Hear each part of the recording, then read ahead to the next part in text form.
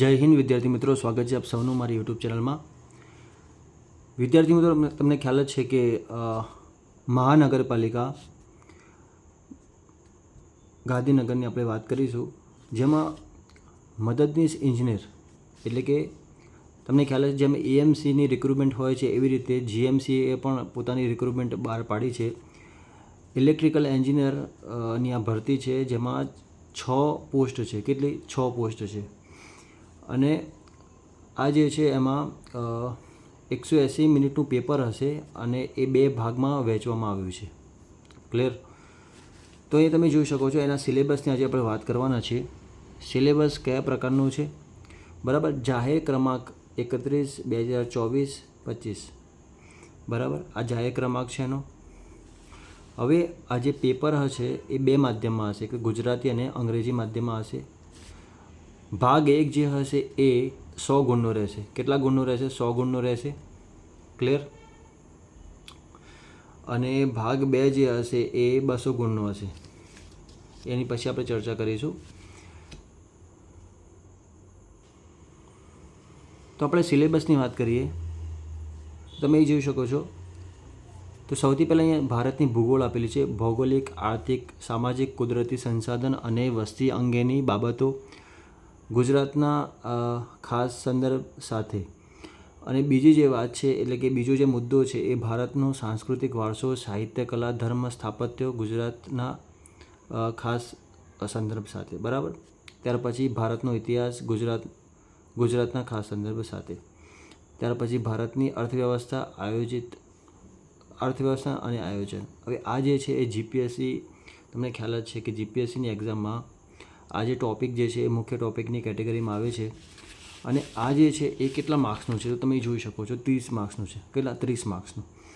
એમાં most important જે છે એ 5મા નંબરનો જે મુદ્દો છે એ મોસ્ટ ઇમ્પોર્ટન્ટની કેટેગરીમાં આવશે. કારણ કે એમાં જો તમે બંધારણની વાત છે, એમાં આમુખ છે, મૂળભૂત અધિકારો અને ફરજોની વાત છે, રાજનીતિના માર્ગદર્શક સિદ્ધાંતો, સંસદની રચના, રાષ્ટ્રપતિની સભા, રાજ્યપાલની સત્તા, ન્યાયતંત્ર, અનુસૂચિત જાતિ, અનુસૂચિત જનજાતિ સમાજના પછાત વર્ગો માટેની જોગવાઈઓ, નીતિ આયોગ, બંધારણ અને વૈધાનિક સંસ્થાઓ, ભારતની ચૂંટણી પંચ, કોમ્પ્યુટર એન્ડ ઓડિટર જનરલ, માહિતી આયોગ. એટલે કે આ ટોટલ 30 ગુણનું છે. કેટલા ગુણનું છે? 30.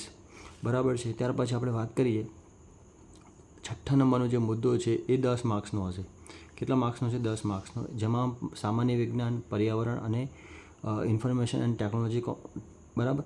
આ તમારે 10 માર્ક્સનું પૂછાશે. ત્યાર પછી ખેલ જગત, કરંટ અફેર રિલેટેડ આ મુદ્દા જે છે ઇમ્પોર્ટન્ટ હશે. રોજબરોજના પ્રાદેશિક, રાષ્ટ્રીય, આંતરરાષ્ટ્રીય મહત્ત્વના બનાવ. આ પણ 10 માર્ક્સનું છે. ક્લિયર? ત્યાર પછી તમે જોઈ શકો છો કે રિઝનિંગ અને એપ્ટિટ્યૂડ આ જે છે એ 30 માર્ક્સનું છે ટોટલ. ક્લિયર? તો તમારે અહીંયા શું કરવું પડશે કે આ જે રિઝનિંગ જે છે એ એનો પૂરેપૂરો સિલેબસ તમારે સમજવો પડશે. તમે એ જોઈ શકો છો કે જે આ સિલેબસ અહીં આપેલો છે લગભગ 16 ચેપ્ટર આપેલા છે. કેટલા? 16 ચેપ્ટર તમારે કરવાના રહેશે. એટલે તમારે આખું જે રિઝનિંગ છે આખું રિઝનિંગ તમારે કમ્પ્લીટ કરવું પડશે. ત્યાર પછી 10 માર્ક્સનું જે આવશે એ શું છે? તો ગુજરાતી વ્યાકરણ, જેમાં જોડણી છે, સમાનાર્થી, વિરુદ્ધાર્થી, રૂઢિપ્રયોગો, સમાસ, સંધિ, અલંકાર અને છંદ. ગુજરાતી વ્યાકરણના બધા ટૉપિક નથી, અમુક જ ટૉપિક લીધા છે. જોડણી, સમાનાર્થી, રૂઢિપ્રયોગો, કહેવતો, સમાસ, સંધિ, અલંકાર અને છંદ.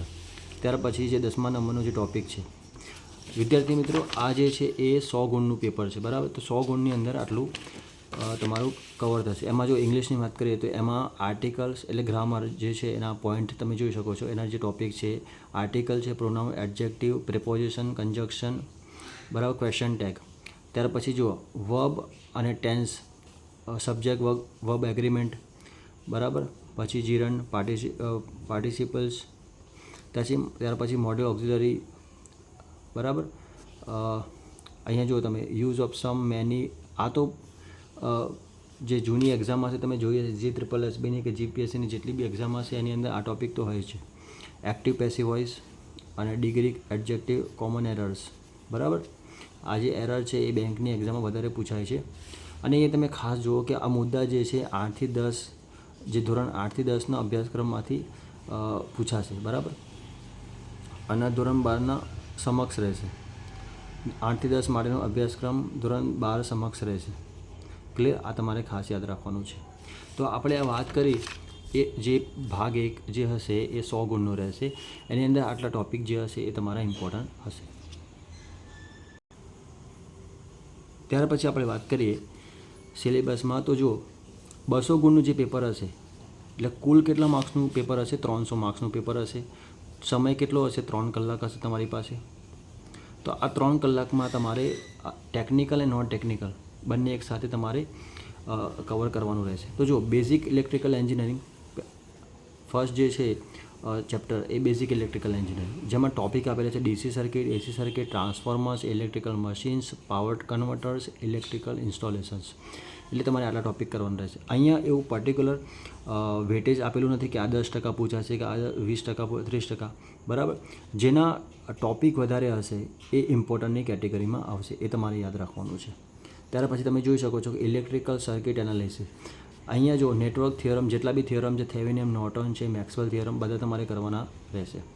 ત્યાર પછી જો અહીંયા ફર્સ્ટ સેકન્ડ જો solution of first and second order networks, sinusoidal, steady state analysis, electrical circuit analysis, Laplace transform, 2 port network, network function, analogue electronics, બધા જ ઇમ્પોર્ટન્ટ છે, બરાબર છે. હવે અહીંયા જો ઇલેક્ટ્રિકલ મશીનની વાત કરી છે, જેમાં magnetic field, magnetic circuits, electromagnetic force, torque, DC machine પણ ઇમ્પોર્ટન્ટ છે. DC machine, motoring, generations, transformers, fundamental, all over તમારે જેટલું બી મશીન, મતલબ કે એસી મશીન અને ડીસી મશીન આ બંને તમારે કરવા પડશે. ત્યાર પછી જુઓ ઇલેક્ટ્રોમેગ્નેટિક ફિલ્ડ. તો આ જે ટૉપિક છે એ જે બી ગુપ્તાની અંદર એના એમસીક્યુ આપેલા છે સરસ રીતે, તો તમે એ જોઈ શકો છો, બરાબર. Review of vector calculus, static electric field, conductors, dielectric and capacitance, static magnetic field, magnetic force, materials and inductance, time varying fields, Maxwell equation. આ મેક્સવેલ ઇક્વેશન ઇમ્પોર્ટન્ટ છે. ઇલેક્ટ્રોમેગ્નેટિક વેવ્સ, બરાબર. તો તમે જે બી ગુપ્તાની બુક રિફર કરશો તેમાં એ particular chapter આપેલું જ છે. ત્યાર પછી ડિજિટલ ઇલેક્ટ્રોનિક્સ, બરાબર છે. તો આની અંદર તમે જોઈ શકો છો fundamental of digital systems, logic families, combinational digital circuits, sequential circuits, analogue digital converter, બરાબર. Semiconductor, memories, programmable logic controller એટલે કે પીએલસી, સ્કાડા, એ પણ તમારે કરવાનું રહેશે, ક્લિયર. ત્યાર પછી તમે જોઈ શકો છો 6 નંબરનો જે ટોપિક છે એટલે ચેપ્ટર છે એ પાવર ઇલેક્ટ્રોનિક્સનો છે. Power switching device, thyristor, rectifier, DC to DC, buck converter, buck boost converter, બરાબર છે. Single phase voltage source inverter, 3 phase voltage source inverter, એટલે કે આ તમારે ઇમ્પોર્ટન્ટની કેટેગરીમાં આવશે, બરાબર છે. એટલે તમે એ જોઈ શકો છો કે 200 ગુણનું પેપર છે આપણું, ટેકનિકલનું 200 ગુણનું છે, એટલે તમારે ડિટેલમાં સિલેબસ કરવો પડશે. આગળ તમે જોઈ શકો છો અહીંયા સિગ્નલ સિસ્ટમ. આ એટલો બધો ઇમ્પોર્ટન્ટ નથી, પણ તમે જોઈ શકો છો કે ઇન્ટ્રોડક્શન હશે, એમાં જે સિગ્નલ્સ હોય છે, ramp, impulse signals, behaviour of continuous and discrete type, linear time invariant system, Fourier, Laplace, jet transform, sampling, reconstruction, આ બધા ઇમ્પોર્ટન્ટ ટોપિક છે. ત્યાર પછી મોસ્ટ ઇમ્પોર્ટન્ટ છે પાવર સિસ્ટમ. તો પાવર સિસ્ટમમાંથી ઘણા ટોપિક પૂછાય છે, મતલબ કે આનું જે વેટેજ હશે ખૂબ જ વધારે હશે.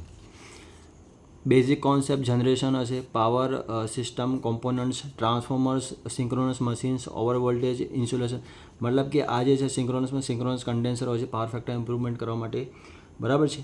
હવે generation of over voltage, fault analysis, protection system, switchgear, એટલે કે ઓલ ઓવર તમારે પાવર સિસ્ટમ કરવાનું રહેશે. ત્યાર પછી જુઓ અહીંયા કંટ્રોલ સિસ્ટમ. તો કંટ્રોલ સિસ્ટમમાં introduction of control problems, feedback control, time response analysis, concept of stability, frequency response analysis, introduction to controller design, state variable analysis, introduction to optimal control and nonlinear control, micro processor.